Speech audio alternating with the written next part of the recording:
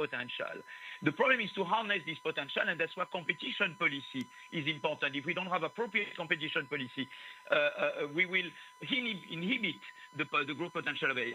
When it comes to employment, of course, there is a big fear that AI will destroy a lot of jobs. But that's where it's important to have good education system, because at school we learn to learn, and good flex security system on the labor market, like you do have in Sweden, like they have in Denmark.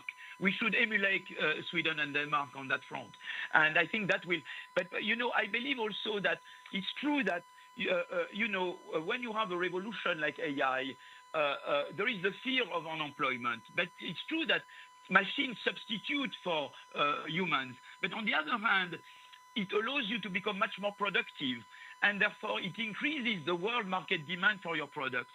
And that allows you to increase employment. If you look at all big technological revolutions, starting with the steam engine, you had the Luddites movement there, because people were fearing in England unemployment due to the steam engine. Then you had the electricity revolution, where Keynes predicted mass unemployment.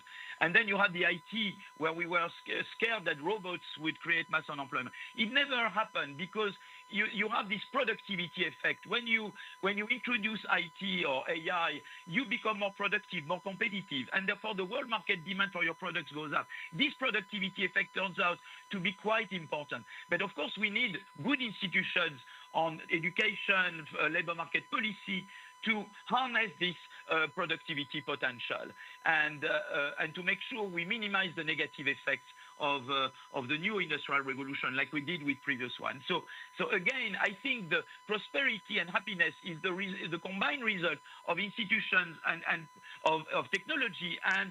And a short answer, yes, please. Yeah. Hey, yeah. My name is Johan Persson. I'm from the Swedish EFN. Congratulations. Yes. What would the most important policy today for governments to implement to help innovation and creative destruction?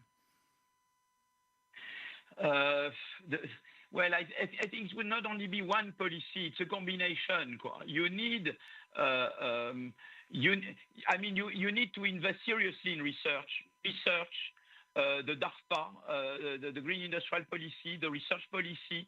And at the same time, you need to create this single market, the competition.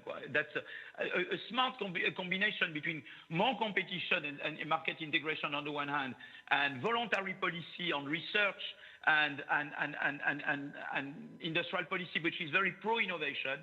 This combination, I think, lies at the heart of making Europe and our countries more innovative and faster growing, I think. Thank you, Professor Aghion. And once again, our warmest congratulations. Hope you accept that.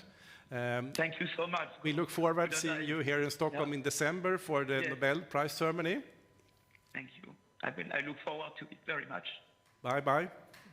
Thank you. Let's move on to if you have some questions about the prize to the prize committee or about the work. I think we might have time to one or two final questions. Yes, please. I have a question because I'm wondering, this year's prize clearly puts in focus the importance of new technologies and the importance of innovation and the importance of financing that kind of research. Is that a commentary from the Nobel Committee on the ongoing discussion on financing science, particularly in the United States? Kerstin, do you want to address that? No, we don't make any commentaries about any current events in that sense. Our work is all about the scientific contribution of these laureates, so it is actually only about celebrating the work that they have done and honoring that with a prize.